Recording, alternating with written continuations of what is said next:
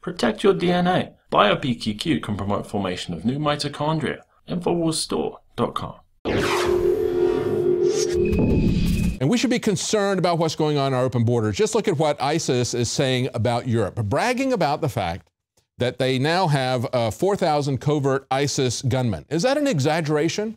There have been over 5 million migrants brought in, most of them in the age, men in military age in their 20s to mid 30s.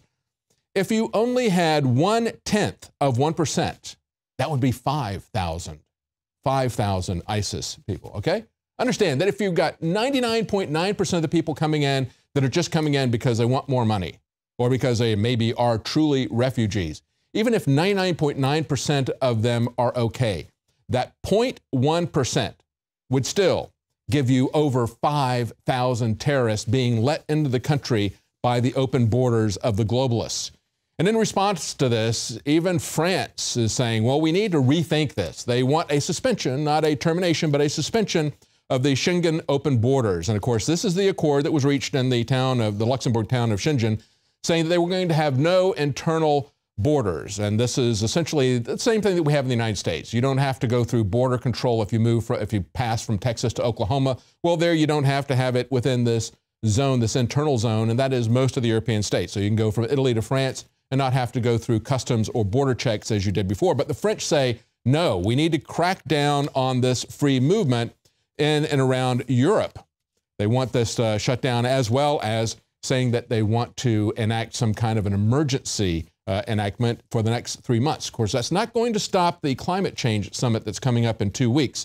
Same thing is happening in America. Some governors are halting the acceptance of Syrian refugees. The AP reports that several U.S. governors are threatening to halt efforts to allow Syrian refugees into their states in the aftermath of the Paris attacks, though an immigration expert says they have no legal authority to do so. Oh, really? Well, where does the president get his legal authority to say that he's not going to enforce any of the immigration laws, that he's not going to patrol the border, that he's not going to deport people who are here illegally? Where does the president get his authority to do that? No, that will be done. It will be done by some of the senators who have a strong will, like Texas, by governors, rather, like Texas Governor Abbott. People like Paul Ryan, however, favor legal status for immigrants, the same immigrants that Donald Trump wants to return home. They say House Speaker Paul Ryan said he supports allowing undocumented immigrants, in other words, illegal immigrants, to remain in the U.S. without gaining citizenship, although he doesn't believe in mass deportation. In other words, he wants people to get legal status but not be citizens. You understand, of course, this is absolute and total nonsense. There's no way that somebody who has legal status in the United States is going to be living here, working here, and the Democrats are rightfully going to say, you got taxation without representation. Because the whole purpose, from the Democrat standpoint, the immediate purpose for them is to get more Democrat voters. This will never last. They will call these people disenfranchised, second-class citizens, even though they're not given citizenship status. They will push to move this to the next step. That is simply a beard being put out there by Paul Ryan.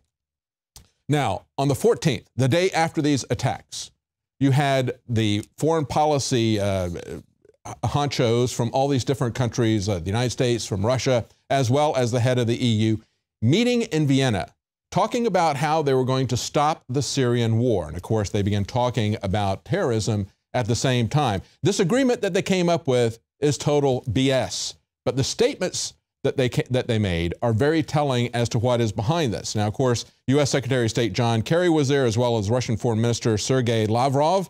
Sergei Lavrov said the Paris attacks show that it doesn't matter if you're for Assad or you're against him. ISIS is your enemy. No, what it shows is, and he was very clever to do that. It's very clever to say, you know, we don't need to worry about Assad. We need to understand that the real enemy is ISIS, because when he's saying that, he's pointing out that the United States and Europe are not opposing the real enemy. And this is something that has been going on for quite some time. Take a look. Going back to July of this year, we had an article on Infowars.com. New evidence revealed the Turkish government was directly funding ISIS.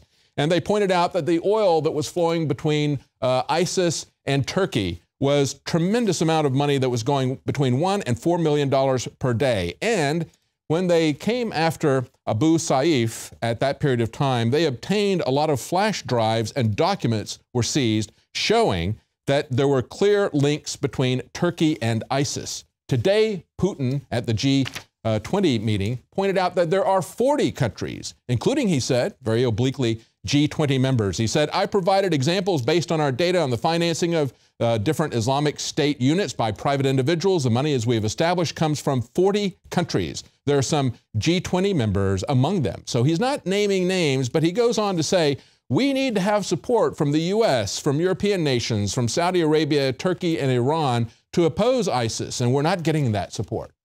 And we all know that those nations are supporting ISIS. They're not supporting the fight against ISIS. They are supporting ISIS. We know this from the documents in Turkey. You can see, if you look at the map, the territories that ISIS holds, those are flowing down from Turkey down into Syria. That's what the real struggle is. And yet they will not admit that that's what the real struggle is. At that meeting, the head of the European unions, the chief diplomat at that meeting, Federica Mogherini, said, let me underline that the profile of terrorists so far identified tells us that this is an internal threat. We have to solve this by coming together and creating a global solution. And the global solution that they're going to come up with on the ruins of Paris is going to be this climate change accord. That is where they construct the New World Government. Stay with us. When we come back, we're going to have reports from our reporters in Paris. We'll be right back.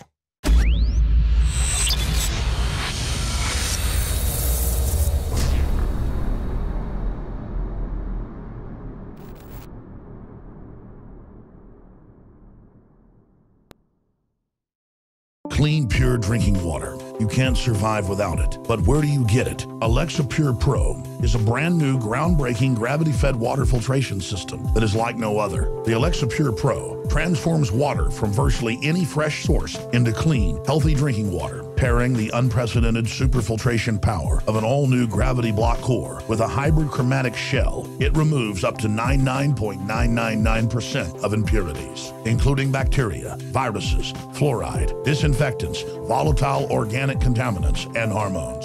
Filter capacity up to 5,000 gallons. Stainless steel construction. Easy assembly. Low maintenance. Replacement filters are simple to install. And now, as part of an exclusive limited time introductory offer, you can save $20 off the retail price and get free shipping. This is a limited time offer, so order your unit today and receive free shipping and $20 off. Go to InfoWarsStore.com or call 888-253-3139.